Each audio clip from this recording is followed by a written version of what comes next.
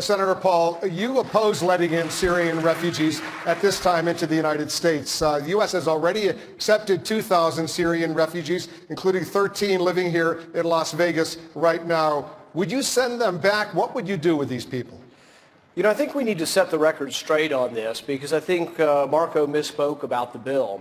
On the Gang of Eight bill, there was no provisions really for extra scrutiny or safety for refugees. At the time the bill came up, 2 Iraqi refugees came to my hometown, Bowling Green, Kentucky.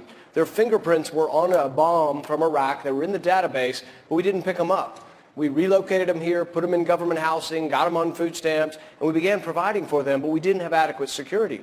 On the Gang of Eight bill, on Marco's bill, we had an opportunity. There was a conservative consensus for an amendment I put forward called Trust But Verify that would have strengthened border security on both refugees, students, and those coming here.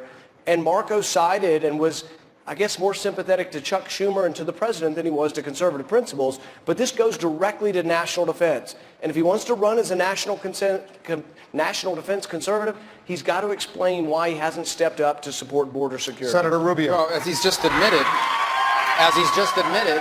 the reason why those refugees were allowed in is because they messed up in how they used the actual database. They should have known. They didn't, because they didn't run the actual law as it exists now. It didn't work well. As far as the refugees are concerned, it's not that America doesn't want to accept refugees, Wolf. It's that we may not be able to, because this is an issue we have to be 100% right on. If we allow 9,999 Syrian refugees into the United States, and all of them are good people, but we allow one person in who's an ISIS killer, we just get one person wrong. We got a serious problem. And there is not a single person in the national defense apparatus of this country that can guarantee you we're going to be 100% right. And that's why, as president, I'll take this very seriously. Senator Paul, you didn't answer the question about the 2,000 Syrian refugees who are already here in the United States. Will you send them back or let them stay? What my bill would do would be only for refugees going forward. So I haven't taken a position on sending anyone home, but I have taken the position that we have a lot of problems here in our country, and that one of the things that we do, charity is about giving your own money. Charity isn't giving someone else's money. To put everyone on government housing and food stamps and bring them in from around the world, I think is a mistake. To give of your own money, I've given to my church. My church has helped people that came from Bosnia. That's a good thing. But we shouldn't have a program where we just say that we're going to take care of the world's refugees.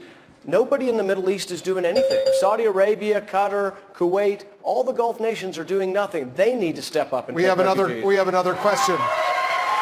We have another question from